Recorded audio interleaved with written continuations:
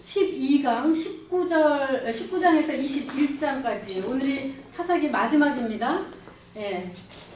제가 그냥 이야기 줄거리 쭉 말씀드리고 중요한 부분들 함께 조금씩 다시 한번 나누는 것으로 그렇게 하겠습니다.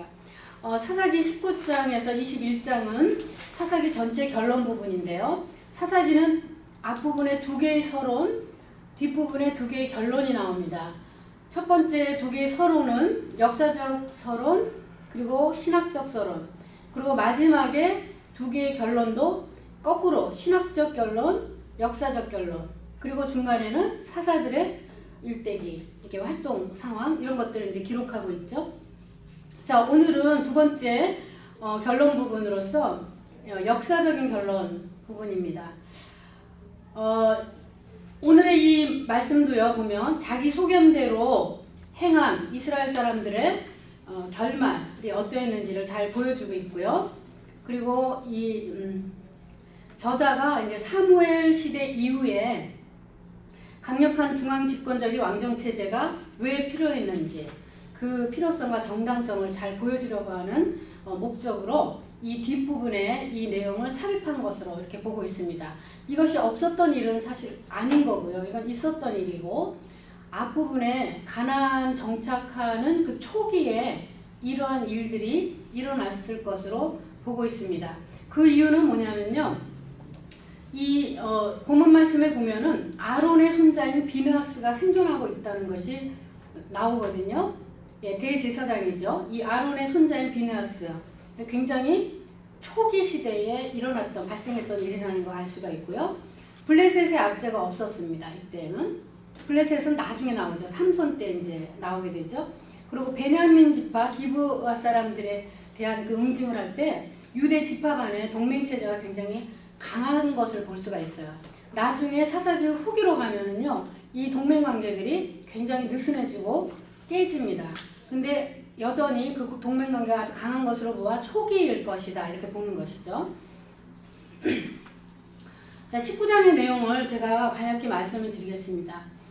이거는 성경에 기록된 내용 중에서 가장 충격적인 사건이 기록되어 있어요. 예, 우리가 좀 이렇게 이야기하기에도 끔찍한 그런 내용들이 나와 있는데요. 이것은 이 성경에 나와 있는 내용 중에서 가장 충격적인 이야기이긴 하지만 이것이 바로 인간의 죄악상이고요.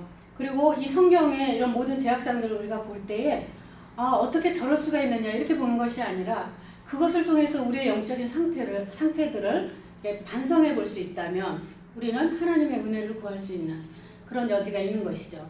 1절에서 15절 내용에 보면은 에브라임 산지 사람인 산지에 살고 있던 한 레위인이 그의 첩을 구한 이야기, 그리고 그 사이에서 일어난 이야기들이 나와 있습니다. 자, 그런데 레위인의 이 불경건한 생활을 통해서 몇 가지 이렇게 어떤 면에서 타락했는지를 보여주고 있는데요. 레위인이 첩을 두었다는 그 사실부터가 종교적으로 굉장히 불경건한 그런 사회였다는 것을 보여주는 거고요. 그리고 레위인 첩이 매춘 또는 간음함으로 인해서 도망쳤는데요. 이 사실은 성도덕에 대한 그 시대의 고발입니다. 그리고 이 도망한 딸이 4달 동안 친정집에 가 있었어요. 근데 이 장인의 태도가 사회 죄에 대한 묵인으로 죄에 둔감한 시대상을 잘 보여주고 있습니다. 원래 이스라엘 사회는 딸이 시집을 갔는데 어떠한 연유로 인해서 집에서 쫓겨났거나 도망쳤거나 하면 친정집이 있는 그 마을에서 그를 심판합니다. 예를 들어 간음을 했다든가 매춘을 했다든가 뭐 등등 이런 불미스러운 일이 있을 때에는 그 친정에 돌아온 딸은 절대로 안전하게 거기에 거할 수가 없어요. 마을 사람들이 응징하거든요. 그것에 대해서. 네, 그리고 이제 이 첩을 찾아서 집으로 돌아가던 레위인이 이제 어느 마을에 들어갔는데 그것은 동족 베냐민 지파의 땅이었습니다. 그런데 그 기브아라고 하는 베냐민 지파의 성읍에서 나그네를 이스라엘 사람들은 나그네를 잘 대접하는 그런 손님 환대 문화가 굉장히 강하게 이렇게 형성이 돼 있고 또 하나님 그걸 원하셨죠. 그래서 나그네를 잘 대접하도록 그렇게 신명기에 나와 있는데 전혀 그 사람들을 집에 이렇게 대접할 그리고 환대할 수 있는 그런 사람들이 없었다는 것으로 보아서 하나님의 율법 정신이 굉장히 많이 사라졌음을 이렇게 보여주는 그런 대목들을 우리가 볼 수가 있습니다. 1절부터 이렇게 보면 첫 번째 나오는 말이 뭐냐면 이스라엘의 왕이 없을 그때에 이런 말씀이 나옵니다. 사사기의 전형적인 표현인데요. 이스라엘의 왕이 없을 그때에 이게 사사기의 전체 내용을 보면 한 4번 정도 이렇게 나옵니다. 그런데 사실은 이스라엘은 한 번도 왕이 없었던 때가 없었어요. 왜냐하면 하나님이 온 우주의 통치자시고요. 그들은 신정정치이기 때문에 하나님께서 직접 사사들을 세워서 왕의 직임을 그들이 대신할 수 있도록 그렇게 이끄셨거든요. 그래서 언제나 하나님이 왕이셨는데 이스라엘은 신정체제도 아니고 왕정체제도 아닌 그런 상태에서 자기들의 소견에 옳은 대로 살았던 것이죠. 에브라임 산지가 이제 지명으로 나옵니다. 여기 보면 미가 지난번에 17장, 18장에 나왔던 미가도 에브라임 산지 사람이죠. 근데 여기 보면 여기에 우거하는 한 레위 사람인데 우거한다는 말은 타지에 있던 사람인데 다른 지파 사람인데 잠시 와서 거기에 살고 있다 그런 의미예요. 근데 아마 에브라임의 실로라고 하는 중앙 성소가 있었기 때문에 레위 사람이 그 실로에 가까운 그런 곳에 이제 정착하지 않았겠는가 그렇게 볼 수가 있습니다. 자, 여기에도 유다 베들레헴이 나옵니다. 이 유다 베들레헴에서 첩을 취했다 그러는데 나중에 보면 유다가 제일 먼저 베냐민을 치는 그 전투에 선봉대로 올라가게 되는 이유가 될 수도 있어요. 이거는 유다 베들레헴에서 첩을 얻었습니다. 근데 이 유다 베들레헴이라고 하는 곳은 사사기 시대에도 굉장히 많이 나오는 지명이지만 룻기의 무대가 되기도 합니다. 룻기는 사사 시대의 한 가정의 이야기를 담고 있는 내용이죠. 그리고 이 유다 베들레헴은 다윗 집안의 기업이 있는 곳이고요.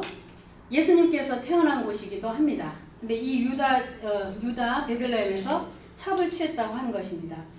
레위인이 첩을 취하는 이 행위는요, 기드온의 경우처럼 도덕적인 타락을 그때 보여주는 그런 한 실례라고 볼 수가 있어요.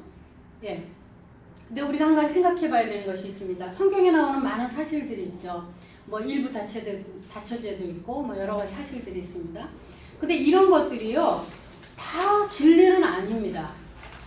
진리는 항상 변하지 않는 가치죠. 변하지 않는 가치. 세월이 흐르거나 어떤 것에도 고열받지 않고 그것을 초월하여 영원히 변하지 않는 어떤 가치잖아요. 그런데 여러 가지 인간이 만들어 놓은 제도라고 하는 것은 다 진리가 아니에요.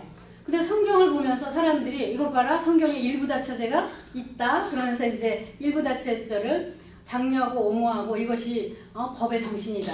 뭐 이렇게 생각하는 사람들이 있는데요. 그것은 잘못된 성서 해석입니다. 원래 하나님이 세우신 결혼 제도는 일부 일처제죠. 처음에.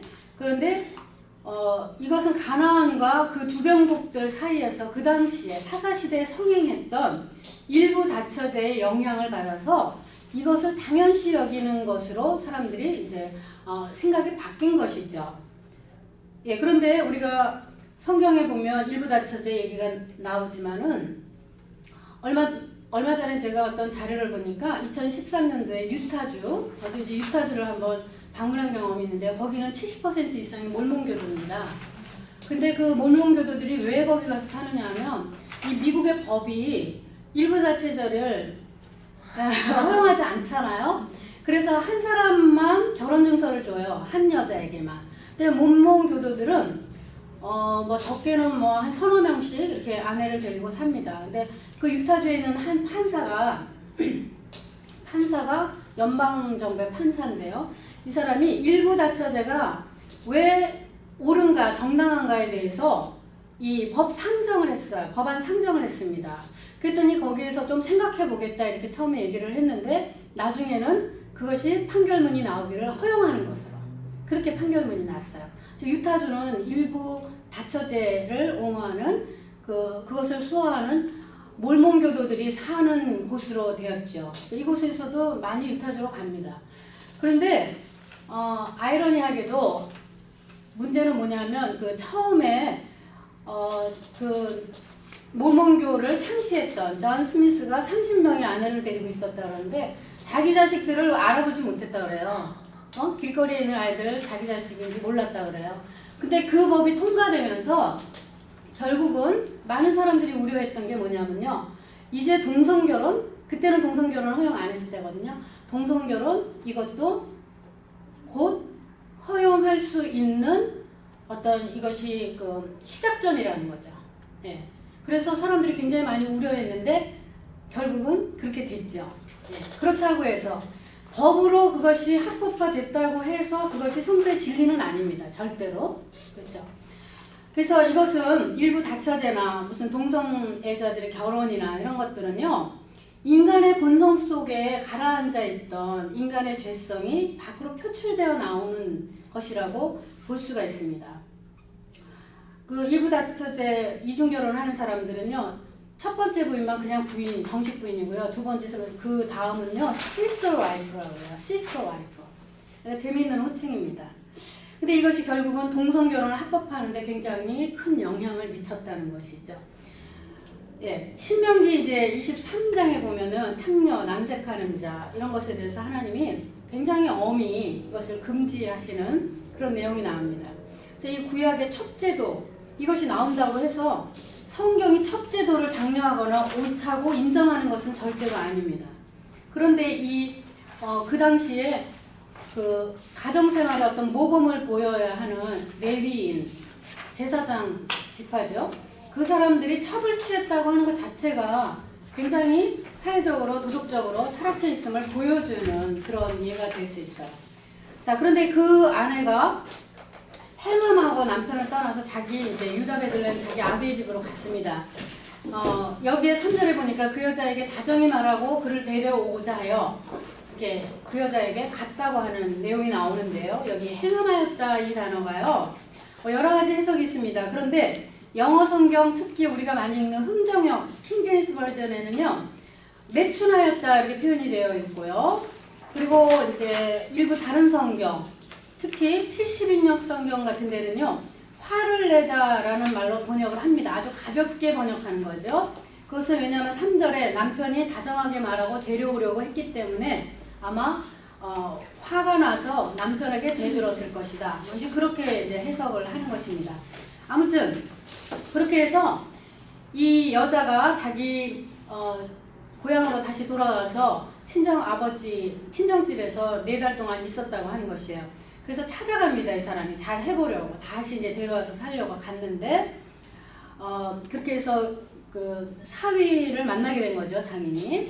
그 첫 장인이 사위를 보통 이제 우리 환대문화에서는 3일 정도를 이렇게 그 집에서 머물게 하는 것이 맥시멈이에요. 그런데 계속해서 환대가 지나쳐서 계속해서 붙잡아 두었기 때문에 결국은 다섯째 날 이 사람이 이제 길을 떠나려고 하니까 그 장인이 하는 말이 너무 이렇게 아침 일찍 가는 것이 좋지 않다. 그 얘기는 뭐냐면 굉장히 더운 기후이기 때문에 낮에 뜨거운 사막을 지나가게 될 경우에는 해를 입을 수 있기 때문에 좀 해가 떨어지면 저녁 때 출발하라 그런 의미였어요. 그래서 그 말을 듣고 이제 결국은 밤에 떠납니다. 이 레위인이 자기 첩을 데리고 밤에 떠나게 되는 것이죠. 근데 밤에 떠나서 가다 보니까 너무 어두워졌어요. 그래서 어딘가 들어가서 하룻밤을 묵으려고 했는데 이 유숙한다는 말이 방문자를 어디 이제 묵는다 그런 의미입니다.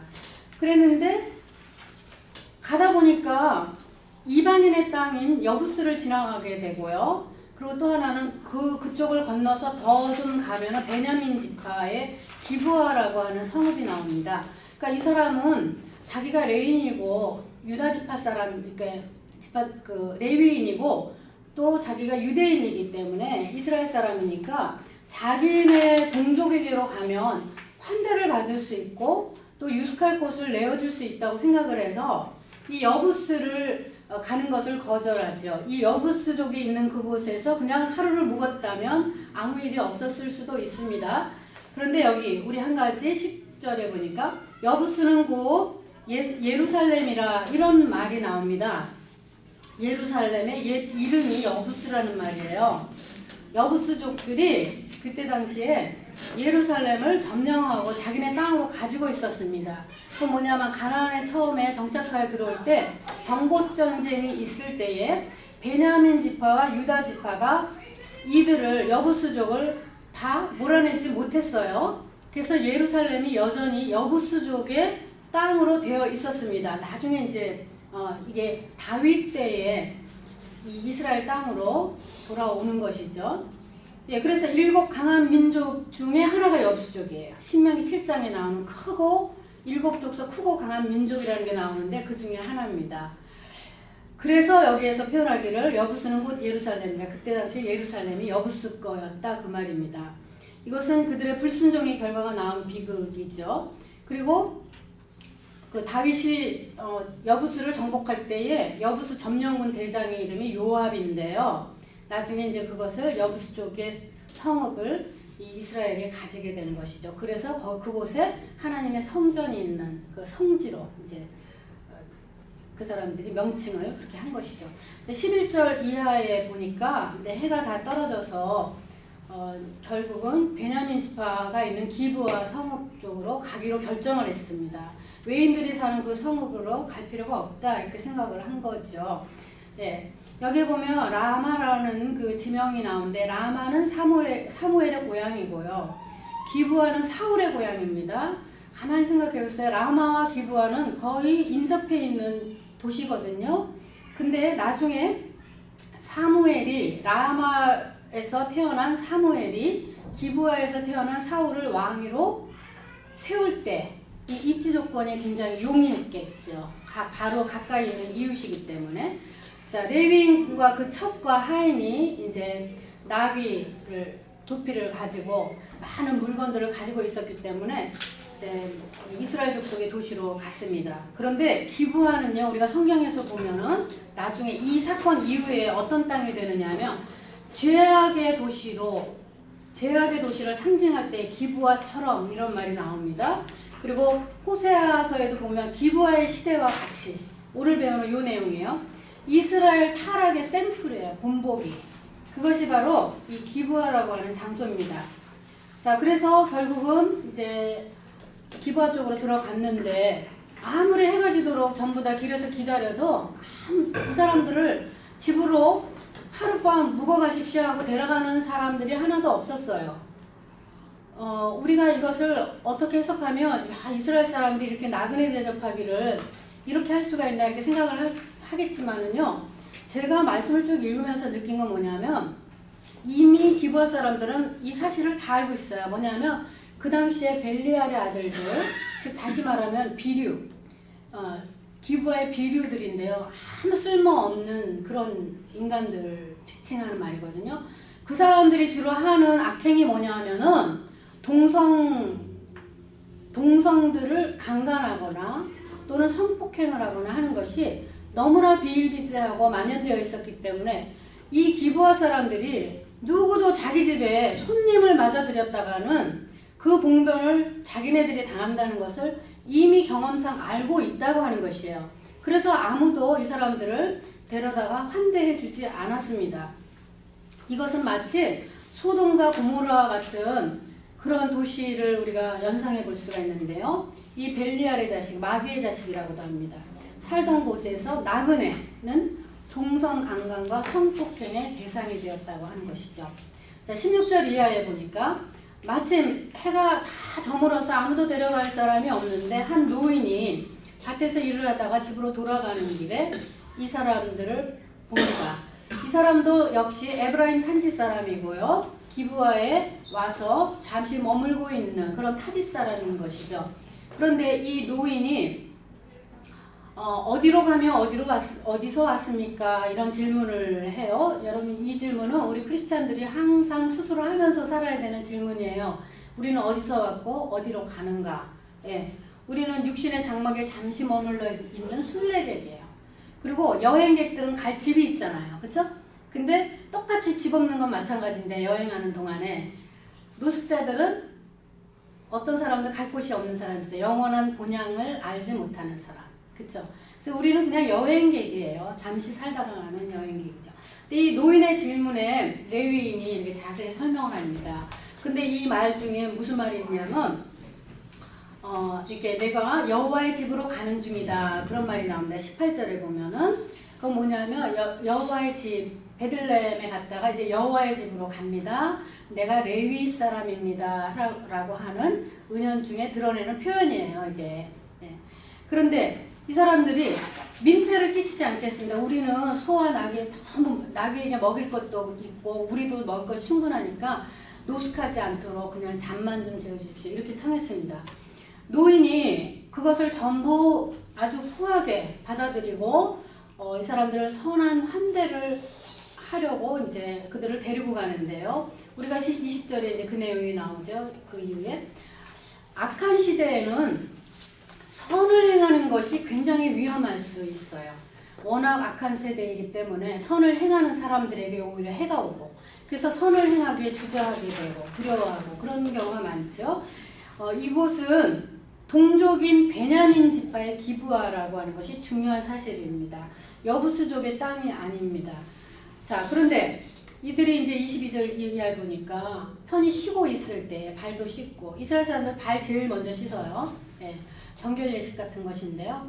손도 씻고 뭐 발도 씻고 이렇게 하는데, 근데 그때에 그 성읍의 비류들이 몰려와서 하는 말이 22절에 우리가 그를 상관하리라, 그 사람들을 끌어내라 이렇게 말을 합니다. 집주인이 그러죠. 너희가 이 형제들에게 악을 행하지 말라, 망령된 일을 행치 말라 이렇게 말을 합니다. 제가 아까 말씀드린 대로 여기서 벨리알의 아들들은 마귀를 상징하는, 마귀에 속한 자들을 의미하는 것이고요. 그리고 가장 쓸모없는 사람들을 표현하는 관용어입니다. 자, 이것은 마치 소돔의 롯을 찾아온 천사들을 상관하겠다, 끌어내라 이랬던 그 당시에 아주 폐역했던 그런 사람들을 연상하게 해요. 네.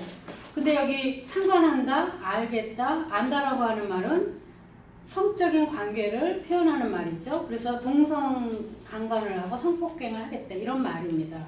자, 근데 여기서 한 가지